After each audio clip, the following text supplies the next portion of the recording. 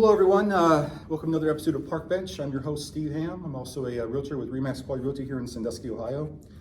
I'll get more into the whole Parkbench thing later on after this interview, but today I have the distinct honor of having the Erie County Sheriff, Paul Sigsworth, with me as my guest interviewee. So, Sheriff, kind of tell everyone a little bit about yourself. Okay. Thanks, Steve. Thanks for having me on. So I was born and raised in North Ridgeville, Ohio, in Lorain County. Okay. I graduated from North Ridgeville High School. Then I graduated from Lorain County Community College. As an instructor in Lorain Community College, when my first year there, I had John Magnuson, who ended up being elected sheriff of Erie County. He offered me a job, and he had actually, after that first year that I had him, he'd been elected, so he assumed office here as a sheriff, but he told me when I graduated, come see him. Okay. So I did. Okay. I was very fortunate to have landed a job with the Erie County Sheriff's Office in 1983, December of 82, early 83, and I've been here ever since. Wow.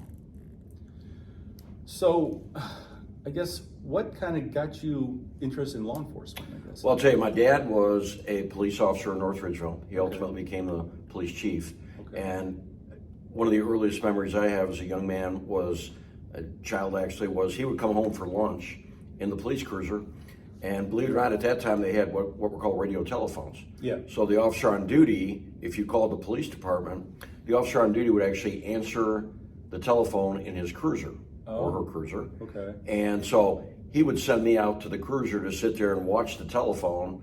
And if the light came on, as I recall, I was supposed to run and get him. Oh. Now, I know that there was some other way to do this, but I was very excited to be able to go sit in the police cruiser when I was 3 years old, 4 years old, and look at all the stuff in the cruiser. Yeah. And I think he did that just to get me out of the house, so he had a little piece of quiet while he ate lunch. And so, but that's, I remember doing that, and that kind of got me interested in law enforcement. Okay. And I remember my dad, you know, we deal with all kinds of different situations. Yeah. I remember people would come to the house and talk to him about things. Mm-hmm. And I just remember how polite and professional he was when dealing with folks. Says, you know, that's kind of how I want to be, and that's something that I want to do. So it's kind of where it came from. Okay, so good role model from the start there. Yep. That's pretty cool. Nice. I remember just a little bit on my side is that before I retired out by the Army, I had a big inclination or big drive to want to, become a cop. Mm-hmm. And I was in Clarksville, Tennessee at the time. Okay. And so I didn't know that they offered ride-alongs at the time. So they said, "Why don't you do a ride-along?" I said, "Okay, sure." So I did one on a Friday night, and it was interesting. It really was. Mm-hmm. It's just seeing everything from the law enforcement perspective, and it's almost like as soon as I was in the cruiser with him, or just aside from him, people assumed I was on the force. Sure. And they kind of just like look at you maybe a little differently, or their mood or attitude kind of changes, not for the worse, but they're kind of like more astute, or make sure I'm careful around him and stuff. You just kind of sense that when you're around those people. At least I did. I'm not sure how it is with you, but yeah, I did the tour with him, and it was interesting and enlightening. But for me, unfortunately, it was the pay that got me.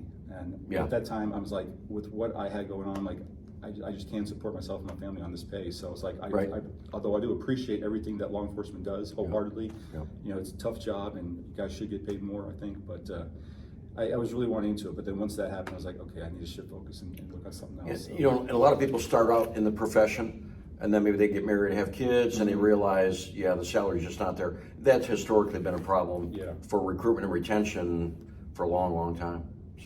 So you think there's ever a chance that pay will ever increase for law enforcement, especially in light of current political climate? Well, I like to see it, and I think I'd like to see it because of the job. We have great employees here. As a matter of fact, this whole region of the state, the law enforcement officers I know and I deal with every day, as far as their work ethic, as far as their integrity, as far as their honesty, I put them up against any law enforcement officers anywhere. I don't think people realize the value of the law enforcement officers that we have in this area and their commitment to the community as a whole. I mean, it's really something to see on a daily basis, like I have the privilege to do. Nice. So I'd like to see, the salary raise. I understand, like in our situation. So our county commissioners who treat us great, we are one of the largest users of the general fund in Erie County, general fund tax dollars, because of the fact we're 24/7. We have road patrol, we have the jail, we have dispatch, all those things. We also know that the county commissioners have a lot of other issues that they need to deal with, and they need to use general fund tax dollars for. Okay. So you have to understand that and have that perspective. But as far as safety services in most areas, most political subdivisions, safety services take the majority of that funding. So that has to be a realization as well. Okay. In the bigger picture, obviously. I know that's always a topic of discussion, though. When you talk just about people in general, they should get paid more because with stuff that everything that law enforcement has to deal with nowadays with what's going on in the world. So. Yep, I understand that. Of course, I also understand. I see the other side of it. Our people are out at 3 o'clock in the morning by themselves. In a lot of cases, dealing with people that may be mentally ill or intoxicated and may be in possession of firearms. So some dangerous situations that occur. Absolutely. Now, do your deputies go out there usually on their own, or are they teamed up? No, they're on their own. Now, is that something that's just? Do you think maybe they should be teamed up with someone else, or do you think that there's enough safety and like training involved that they can definitely handle pretty much anything that comes? Well, I think certainly you would like to see two in a car, but the reality of our budget, the reality of the situation is we don't have that luxury, if you will. So I can tell you that our people are not only well trained, but they have the right mindset, and they get used to dealing with situations on their own, and so they can use sound judgment and determine, well, maybe I just need to wait on this situation, I get somebody else here, depending on what the situation is. So you just kind of adapt to that, get used to it after a while. Yeah, I can see that, sure. I kind of had the same thing when I was flying for EMS. I thought it was a very overwhelming experience, everything that was going on, but as I did it, just after about a month doing it over and over again, you just kind of get, I guess, used to what's going on, and you adapt to it essentially. So, you get used to going to the calls by yourself, and you get used to communication in this job is about 99% of the job. I'm sure. And so I think our people, by nature of their assignment, become very, very skilled communicators. So if somebody wants to join the sheriff's department, I guess, what are the requirements for that you guys are looking for in a really good candidate? Well, what we're looking for is obviously high school diploma, have to be 21. We look for people that have completed the police academy successfully, and then we're looking for people that have great communication skills. We're looking for people that don't have not made bad choices, where their background, will wash them out. We do a very thorough background. We're doing credit checks. We're doing, looking at activities going all the way back to high school. So it's very intensive, psychological, physical, CVSA, computerized voice stress analysis. Basically like a miniature version of a polygraph, if you will. And we'll submit our candidates to that as well. And because we have to understand our folks, especially, are maybe 30 miles from their supervisor, making decisions to take away somebody's liberty. Maybe having to make a decision to use deadly force.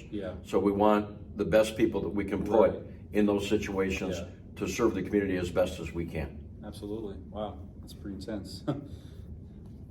So I guess one thing I've always wondered, so it was explained to me a certain way, I just want to take your take on it, between, let's say, a city cop, a sheriff, or let's say highway patrol, I guess you guys are more working the outlying areas, rural areas, basically, or Well, we all basically do the same job.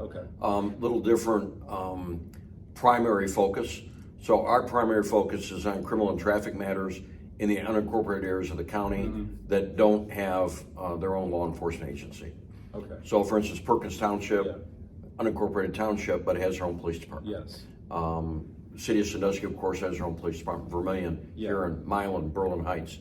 But we have jurisdiction throughout the county. So if those agencies need help, or sometimes the villages don't have an officer working, then we will take care of calls there or assist them, whatever they may need. And then we also police the unincorporated areas of the county as well.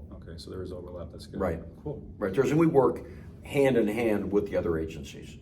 And so, if we need assistance, we may get assistance from a village police department, from the Sandusky Police, Huron, from the State Highway Patrol. If we need help, whoever's coming to help, that's great. And we stand ready to provide that same assistance to them.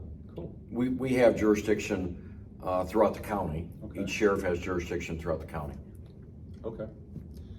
So just for Perkins Township alone, or I guess just the city of Sandusky essentially, how do you see things going as far as, with especially, not to get too much into political stuff, but like political climate and everything? I mean, you see that there's a drastic change, improvement for the good or bad in the community right now, essentially, with what's going on? Oh, this has always been a good community. And I think the police departments are very well served. You have Chief Jared Oliver in Sandusky.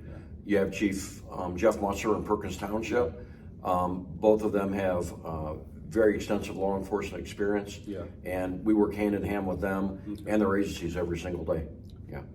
I think those communities are well served. Good. Yeah, I would agree. I mean, I don't really see, of course, from my perspective, don't see a lot of crime going around, but then again, if you're not really doing what you're looking for, then you probably won't see it. So both agencies are very community oriented, so they have that relationship with the community to try and address issues as they come up. So what do you think has been maybe one of some of the highest points of your career so far? I don't know of one in particular. The high point is what I get to do every day. I come to work, there's no 2 days alike, but probably more importantly is my ability to be able to serve people and the fact that I can help people solve their problems on a daily basis. I said before, law enforcement's 98, 99% communication. It's also 98, 99% of not doing what you see on television, the typical cops and robber stuff and throwing people in handcuffs and throwing them in jail. That's not the way this works. The vast majority of what we're doing is communicating with people and we're peace officers. So we're trying to keep the peace and prevent the issues from occurring in the first place. Now, sometimes we have situations where there is no choice and we have to get people under control very quickly because they are out of control. But those situations are few and far between. So I don't know if that kind of explains it. No, it does. It just, I know that TV or Hollywood, they do kind of dramatize everything. And a lot of stuff, I'm sure, normal law enforcement probably shaking their heads. It seemed like, no, we would never do that. That would never happen. To be blunt, this ain't Hollywood. Right. And so a lot of, some of the stuff you see on television, if we did that, we'd be fired. Some of the stuff you see in the movies, we'd be fired and we'd be prosecuted, and rightfully so. So you have to have the understanding of what we do and why we do it, first and foremost. Yeah, sure. And what our role is in society. You guys do a very tough job, that's for sure. I can only imagine. And as I said back in the day when I thought about being in law enforcement, I think I probably would have been a good candidate though, although I think now with the way things are, I would personally probably be afraid to be in law enforcement right now, just knowing, everyone's, got their camera phones and stuff, and, and we got ours too. Yeah, I know, exactly, yeah. So, it's just that, a lot of people probably don't understand that when you handle a situation a certain way, hopefully you're trained, with what you're doing to do it the right way, and people may not understand that. So, and that to me, that does the law enforcement community a disservice, because if you see a news snippet, like you only see a partial, clip of what's going on. Like, well, let me see before what happened, to kind of get the whole picture. So, well, and part of that, I think, part of the communication aspect of this job is explaining to people, hey, this is what we do, this is why we do it, and in this situation, this is why we had to do what we did. And so the openness and the transparency really helps. I think a lot of people understand that, we're doing our best. And as long as we can explain why we did, and we did it, with purpose, but with the understanding that we were just trying to solve the problem at hand at the time. A lot of the situations we get into maybe have been years in the making. Some of these domestic violence calls, these relationships, these hostile relationships with people, it's not something that happened overnight. They've had these feelings toward each other for years, and now we're put in the middle of it, and in 10 minutes, people expect us to solve it, and that's a very difficult thing to do. Absolutely, I know. You gotta we can just do the best we can. Absolutely, and that's tough. I can only imagine. It's just some of the stuff that I just deal with on a daily basis. Just in real estate, totally different, obviously, but you definitely see different personalities out there, and sometimes I think, God, for a cop to have to handle this, like, wow, that's well, and you probably see situations where you have family members maybe not getting along too well with each other over a real estate issue, a real estate sale. Maybe they're survivors of someone that's passed away. So you can understand that, and we run into those problems too. With people, well, mom or dad died, and now they're fighting over the personal possessions, and they never got along in the first place. And so now we're trying to do our best to keep the peace. I do my best to keep emotion out of it. As long as I know what the law is, I can't practice it, but as long as I know what it is, and I can kind of skirt it but stay away from it, keep me out of trouble, Right. then I know that in the end, that I can make a good outcome of everything. And if I have to walk away from a deal, then I'm more than happy to. Which actually, just the other day, I had to do. There was a grandpa and son client that I had, and they really wanted to buy a property really cheap. And after digging with me and my supervisor Dale, or manager Dale, I should say, we're just like, something just doesn't seem right here. And so in the end, I had to tell the kid, look, if you want to go through with this, that's fine, but I cannot be your agent with this. I can refer you to someone else, but I cannot in good conscience go through with this.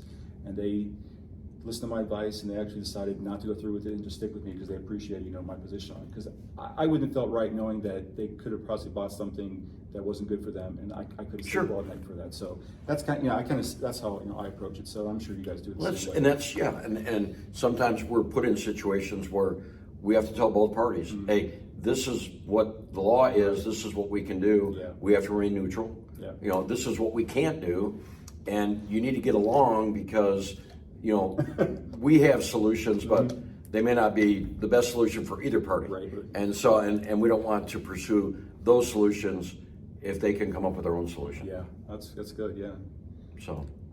So I guess shifting gears here a little bit about kind of like the community itself and like all the improvements going on downtown. What are your thoughts on all that? Oh, I think it's great. Yeah. I mean, when I started, things weren't as, I will say, as good as what they are now in the community, but especially downtown Sandusky, there's been a total renaissance. Yes. And that continues. Yeah. Obviously, Perkins Township's continuing to expand, and the whole county appears to be doing very well right now. I'd agree. Yeah. I just go down Jackson Street Pier. The improvements stay down there, and you feel Isn't that great? really safe to Isn't go that down great? there and just Yep. really no matter what time of day, Sure. even at nighttime. With all the restaurants and everything that's available. So the safety aspect, again, I credit the Sandusky Police Department for that and their leadership and making sure that people do feel safe and any issues are addressed very quickly. Yeah. And so people do feel safe going down there. You have large crowds of people down there. Routinely, Jackson Street Pier, all those things. Yeah. Doesn't seem to be a problem at all. No, it really doesn't. Yeah. I've done an interview downtown before with a business owner, and you really don't hear any sirens going off and things like that. It's just people just going about their day and doing their thing. So it's And you see the officers down there, and they're on patrol and they're visible, and it's good. that's what people want to see. Yeah. Good. No, I agree with you. Yeah, this is a great little town. I grew up in a big town, obviously, down in near Tampa, Florida, and coming here, and I always like to tell people this is just like it's a small town with all the big town or big city amenities. You're nestled right in between, two other larger cities, and if you want to go and do larger things, Cleveland's just an hour away, Sure, or Toledo, whatever the case. So, it's just great here. It keeps building, and I think the all the development's going to continue. Yeah, and it's great to go down town, go to a restaurant, grab something to eat. Yeah, and I know that I think the city's now working very hard on working on the neighborhoods as well, the outline areas from the downtown to bring those up to speed too, if you will, and bring those back to maybe what they were many years ago. Yeah. Now, how long have you been sheriff for? I've been sheriff for 10 years. 10 years, Yeah. okay. And what did you do before this? I was a deputy. That's right, Yeah. okay. So I've been here about 40 years total at the sheriff's office. Okay, Yeah. nice. So obviously, can you tell us a little about your family? Yeah, so my wife Kathleen, I actually met her at the jail. Okay. She wasn't a prisoner. Okay. She was a dispatcher. Okay. So that was 85. I met her. So we have two children. Our daughter Lexi is she got her degree from Bowling Green in criminal justice. Oh. She's a parole officer in Toledo. And our son Sam is in the United States Marine Corps. Oh, nice. And he's currently stationed at Camp Lejeune. Okay. He's out in California right now. He's undergoing some training out there. Okay. And I think he's going to transfer back to Lejeune once he's done with his training. And he's getting married in December. Nice. Married to a great girl from Berlin Heights. Oh, okay. Berlin Township. What does he do in the Marine Corps? He was I think right now he's a track vehicle mechanic. Okay. He said his MOS initially was maintenance. Okay. He wanted to be a gunsmith and then, or an armorer. Yeah. And then I don't think they had openings, so they ended up transferring him into maintenance. And he was out of 29 Palms for a while. Okay. Like that, and he's done a few other things, but he's back on. I think I don't want to sound ignorant. I don't know where my own son is, but I think he's right. He's in the Marines. I think he's at Pendleton. Okay. And he's undergoing some training out there. So What rank is he? he's a sergeant. Sergeant. Okay. Yeah. My oldest son is in the Navy. He's Okay. actually, he's at Camp Lejeune as well, actually. He is? Yeah, Okay. He's a corpsman. Yeah. But he's got various other duties as well that he deals with. And he actually just re-enlisted for, I think, 6 more years. And I actually went down to visit him and Great. participate in the ceremony. So very proud of him, what he's done. Oh, yeah. Married with 2 kids, so I have 2 grandchildren, and I got to see them. It was pretty cool. And I got 2 other boys from my previous marriage. Both down in Columbus. Okay. And we keep in touch, so that's nice. But How long has your son been in the Navy? good Lord, it's been about 10 years now, I think. Really? So yeah, he's gonna make a career. Gonna be a lifer? Yeah. Yeah. He also has a degree in criminal justice, but Okay. he wants to put an officer packet in, but he's gonna take some classes that are more medically geared, essentially. Yep. If he wants to transition to become an officer, so he's looking at that now too. I said, Okay. if you're gonna be a lifer, that's the best thing to do. Nothing against the enlisted side, but if you have a degree and you have a chance and you have the desire to do it, by all means do it. Your quality of life obviously improves. Mhm. And all the things that the lower enlisted usually complain about, you could probably have an effect on being in that higher position. Yep. So kind of think of that as And well. make So, those adjustments. Yeah, yeah. And maybe make things better. Yeah. Improve things. Thanks. Yeah, Sam, I don't know that he desires to be an officer. and he's kind of said he's got, in his current enlistment, I think he's got 5 years left. And at that time, I think he's going to come out. He said he's going to do his 10 and come out. Okay. Okay. That's what he says now. Yeah, right. So we'll see. Yeah. Well, no, it's good. I thank him for his service. Semper Fi. I always had a lot of respect for. Well, thank you for your service. Oh, you're welcome. All the years that you put in. Yeah. Especially in combat zones.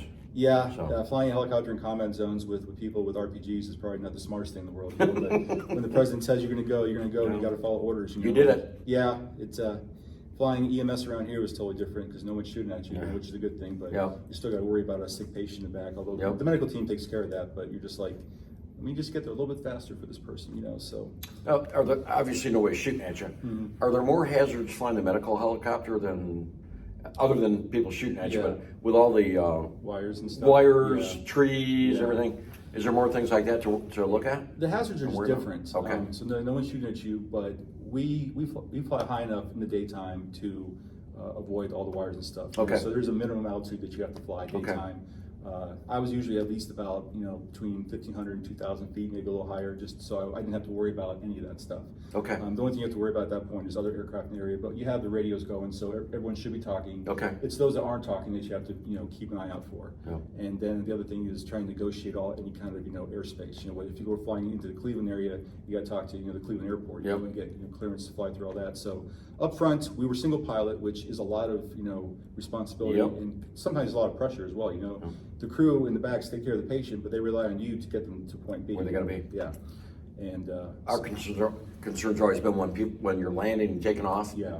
Trying to tell you where the wires are, Yeah. making sure everybody sees Yeah, that. yeah. Because that terrain and those objects obviously can be a concern. Yeah. They always were for us, making sure that you guys knew where things were at. Yeah. So. We try to do a good reconnaissance when we go in. The worst and scariest times is at night, in a wooded area. Because even though we flew with night vision goggles, which was great, but there's always a chance of wires. So we always try to give the law enforcement and other EMS, or fire department classes on giving a good LZ reading. Let us know kind of how big it is, whether the hazard, what they can identify. Yep. So I have an idea in my head when I'm on route, so I know what kind to expect. But when we get there, we'd also do at least a few orbits, turns around, just to confirm what they told us and to identify anything else. And so once we as a crew felt good, then we make our approach in, and if something didn't feel right, we could always abort the approach and come back up and try again. So I can tell you the stuff you guys do. It's all you guys together. The treatment that people get now, especially from the air crews. I don't think you got that kind of treatment in emergency rooms 20 years ago, probably. Probably not. It's unbelievable. And accidents used to be fatals, or people would die. They survive, and they have no long-term issues. Yeah. And it's really something to see compared to what it was 40 years ago when I started. It was it was a lot different. Sure. Yeah. I was impressed. The crews are very highly trained. The base I worked at specifically, we also flew with a resident doctor in their 3rd year. Okay. So every year we get new class of doctors. So they were new to aircraft flying. They were new to everything around there. So you had to have really experienced flight nurses that could assist them and, take over if necessary until they got their feet wet and they were actually a good working member of the crew, and that could take, a couple months, minimum to do that. So, but if you had 2 flight nurses that were really experienced in our crew, I mean, what they can do is phenomenal. They have so much to train, 20 years plus, for each of them in their fields, and they can kind of see what's about to happen, react to it, and it's just incredible. I mean, I have to. It is. I've always thought you guys are like angels when you come in the land, because I've seen some things done, and I'm like, wow. Yeah. To save a patient's life, and they have saved him. Yeah. And right on the spot. Yeah. And it's like, wow. Yeah. Yeah, we picked up one girl. It was a weekend, I think, during winter, and she skid off an icy road. We didn't think she was going to make it, and then a year later, she made a remarkable recovery, and she invited all the first responders to the fire department where the town where she lived, and wanted to thank us all and stuff. And just seeing everyone that was involved with that was crazy and impressive. But seeing how she recovered was just like, wow, it was miraculous. Yeah, I don't know that, and most folks said they would have no need to realize what the folks on those helicopters can do, and they do every day. Yeah. Most of the pilots are usually prior military trained, and there's a lot of good training for the military, obviously. Civilians good too, so I'm not going to put that down. Right. Yeah, I mean, I did good over 20 years of flying, so the flying part wasn't that hard. It was just different for me, and when you're by yourself instead of flying with another pilot on board, you quickly realize that everything is on you, so you have to really think 5-10 steps ahead all the time. And people would think maybe that's almost impossible or tough, and it is at times, but you just kind of get used to it and you adapt to it. So cool. So what are some of the things that you like to do in your off time around here? I run, walk. I did that. I turned 60 and my knee turned 62. Me too. I'm 60 though. So I do that, and I go home at night, relax with my wife, and we visit with friends and just kind of relax a little bit away from the job. Yeah.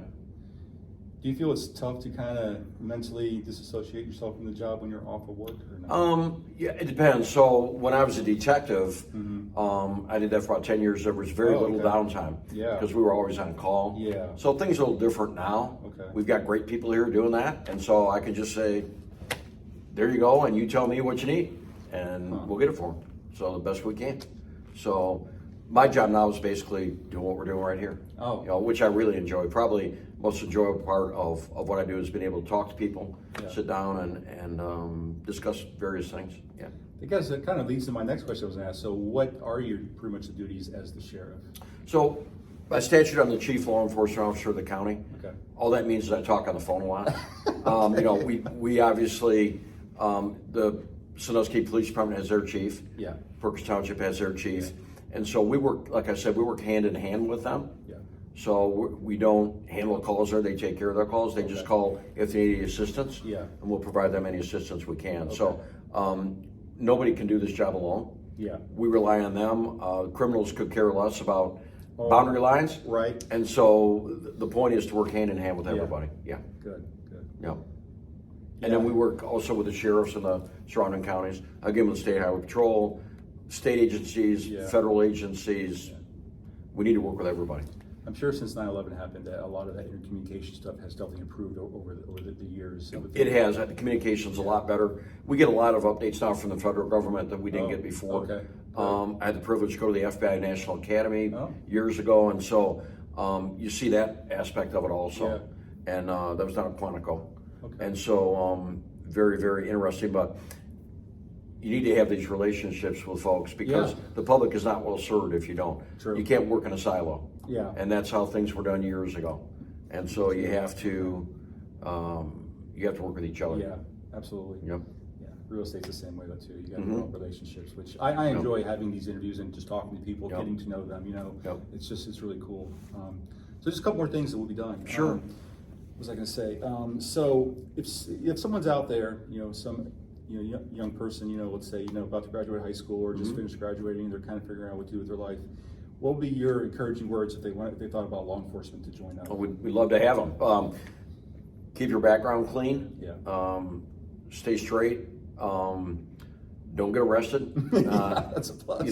Don't try not to come to the attention of the police. Yeah. get an education. Okay. So we always tell people you have to be 21 to become a peace officer in Ohio. Oh. So, and the academies, for the most part, a lot of them will say you have to be 21 to start through the academy.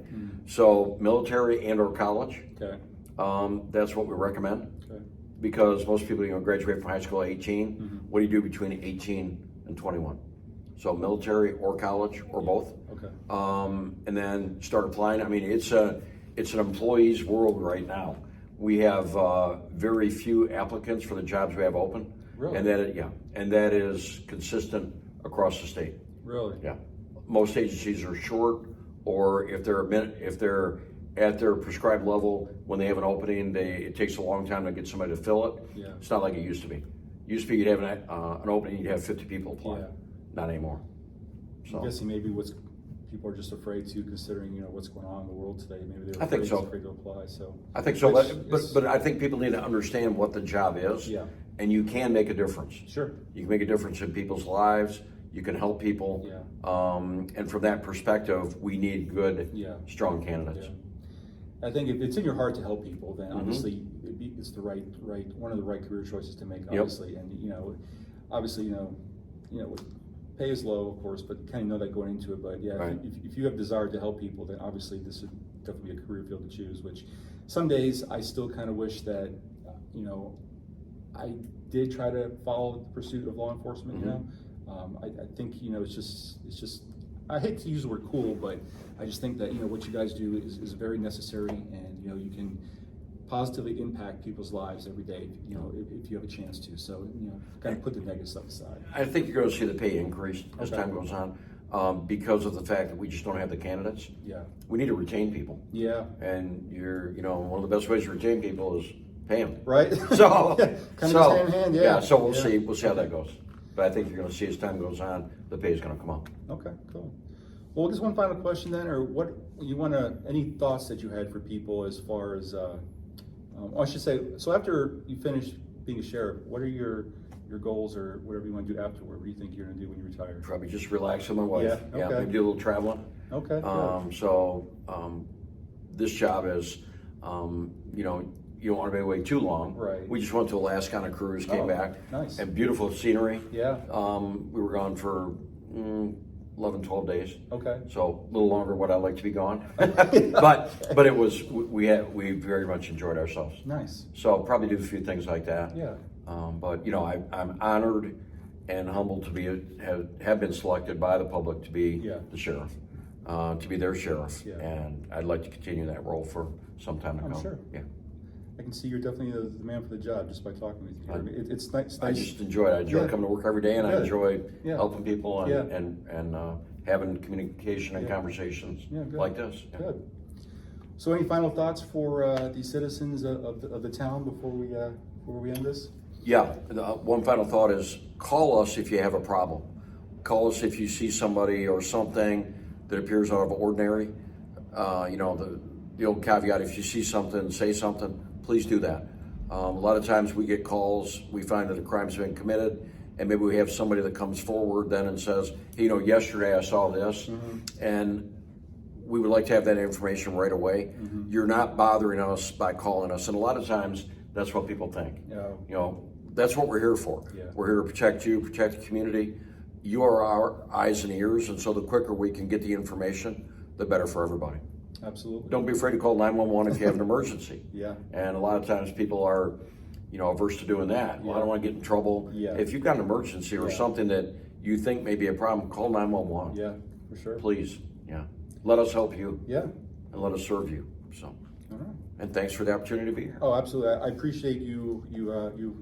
When I came up to ask you that, I was actually kind of hesitant. I'm like, I don't know what he's going to say, because sometimes it's with public officials in that kind of arena that they may be adverse or kind of hesitant to do an interview, just because they a lot of times with interviews with, let's say, a reporter, maybe somewhat biased or skewed in a certain way, which obviously I don't want to do. So, but I was very thankful that you agreed to do it, and so I do appreciate it as well. Yeah, I mean, we serve the public. Yeah. We should be. I make myself available. I think that's what the public expects. Yeah. Yeah. I really appreciate you. Okay. Being here. Thank you All very right. much. Thank you. So that's the end of this episode of Parkbench. Just a little bit about Parkbench now. So I'm the sponsor / ambassador of parkbench.com/Sandusky. And what I do is I interview small business owners that that are cool and and amazing, community leaders, industry professionals, interesting people, nonprofits and such. And I interview them and I publish them or feature them on the website for free. So if you're interested in doing that, by all means, go on to the website, or you can contact me directly at steven.ham@remax.net. I'm more than happy to set up an interview with you, and just discuss things about you and about your business and things of that nature. So that's it with Parkbench. But as far as real estate goes, if you guys ever have any real estate questions, or you're looking for someone to help you maybe buy or sell a property, I'm more than happy to help. Feel free to contact me that way as well. But other than that, thanks again, Sheriff, for being here. And I'm not sure I'm interesting, but I appreciate the opportunity to be here. Trust me, when people see that I got the actual sheriff on, that's going to draw some stuff. I mean, not just for me, but I mean for you, that people actually see, hear from you, and the good words of the message that you're trying to get across, that they don't get to interact with you on a daily basis. So. Well, if I could, my cell phone number is sure. It's 419-656-5404. It's no secret. And any question you may have, or anybody that would like to speak with me, feel free to call me. Well, there you go. There you have it. You got his cell number too. So feel free to call him. Don't forget to call 911 if you have a problem. Please. Law enforcement's there to help you, so don't be afraid of them. And they're out there to help and support you. So do your best to support them as well. Thank you. Appreciate it again, Sheriff. Thanks a lot. Appreciate it. Take care. All right.